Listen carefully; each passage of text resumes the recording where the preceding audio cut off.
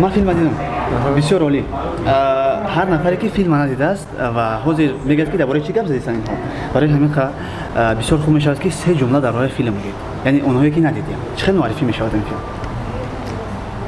فیلم بازگوی زندگی روزنامه‌نگاری است که در زمان پاندمی بالای کووید 19 روبرو می شود و یک حالت بد و برخورد روزنامه‌نگار با کووید و با زندگی است. همین برخورد با کووید لیکن در فیلم همین بسیار کم نشان داشته است. به خاطر ما فیلم کوتاه داشتیم. ما اگر که امکانیتی بسیار می داشتیم ما می توانستیم این فیلم پورا کنیم. اما با سبب اون که مثال گیریم از یک طرف مبلغ، از یک طرف گروه، از یک طرف وقت برای مثلا گیریم فیلم کوتاه فقط اخچام کردن یا کوتاه کردن یا مفصل یک اشاره کردن گذاشتن به فکر ما کفایه است. یک سوال با کارگردان. جوهر فیلم همون کووید بود. همین گونه؟ نه. اینجا زندگی روزنامه‌نگار است یعنی که او خود زندگی خود رو یعنی که در شهر بسازد. اکنون از اولتر میریم. در این فیلم اون کماند چقدر آدم بود و اون کی سر شد اون کار شما؟ کار ما تخمینا 6 ماه پیش شروع شد. گروه ما عبارت از خب 16 یا 14 نفر گروه تکنیکی و ایجادی بودند. هنرمندان تخمینا تا 10 نفر اجرا کننده های نقش بودند و باقی مانده اجرا کننده های نقشه های لحظوی. تخمینا تا 30-35 نفر فقط اون نفرایی که کلیدی بودن اینجا بازی کردن. اما در اونجا دیده می شود حالتی که مثلا گیریم از مغازه می برایند. اونجا ساکنان بسیار هستند که خب از هنگام ثبت جمع شدن. فیلم اسپانسری مخصوص داره. بله. ما میتونیم بگیم که چند پول رسخت شد. ما نمیتوانیم چیزی بگیم. به چه خاطر؟ به خاطر که هر پولی که برای یک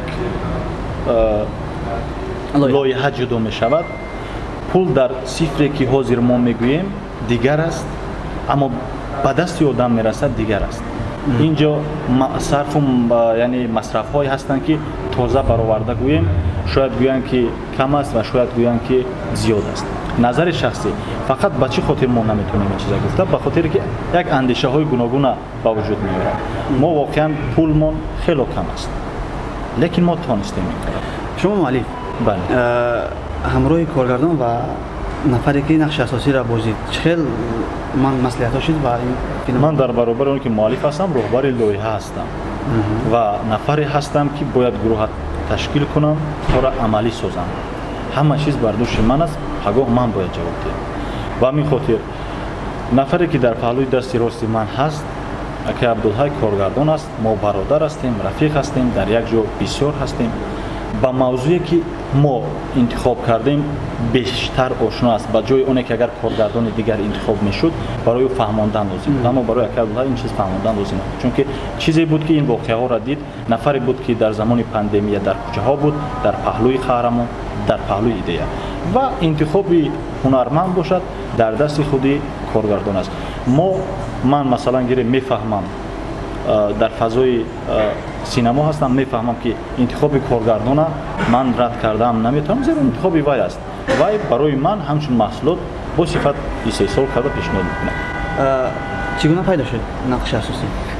میدونید جاویدان یک جوانی هست که در روسیه در شهر چلیابینسک تحصیل میکنه و این با این یعنی که کووید وقتی که در تمام دنیا یعنی که کووید همه را پیچانده گیری و اینا اومدن وطن و ما را شناس کردند که جاویدان یعنی که یک دانشجویی که در چلیابینسک میخواند پیشتر یعنی که من آگاه داشتم از تحصیل این کس در روسیه.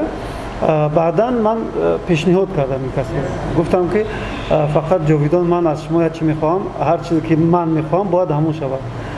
شما اگر در فیلم اهمیت داده باشه، ما خیلی تغییر دادیم چهره هنرمنده و یعنی که راضی شدم. با کدام خاطر راضی شدم که اینا خودشون هنرمندن و میگوین که یعنی هنرمند اکتور این پلاستیلین یعنی که لایحه دستی کارگردان است، یعنی که کارگردان هر چی خواهد همون شود. یعنی که با عقیده و فکر من راضی بودن و کار با اینا هم خیلی آسان بود، خوب بود، به خاطر که мактабдор ҳастанд, мактабро гузаштанд ва хеле осон. کار با شما آسان بود است. انا اکنون کار با اینها برای شما آسان است. برای من اکا عبدالحی اکا شخصی که باور کرده همین نقشه به من دادن این بسیار با یک کس باور کردن بسیار مشکل است. وقتی که فیلم وقتی که سناریو به دست کارگردان میاد یعنی که انتخابی اکتور главный герой در فکر اومده این بسیار مشکل است انتخاب اکتور. من شکر میگم رحمت میگم که باور کردن برای انتخاب کردن و کار با اکا عبدالحی چخیر بگم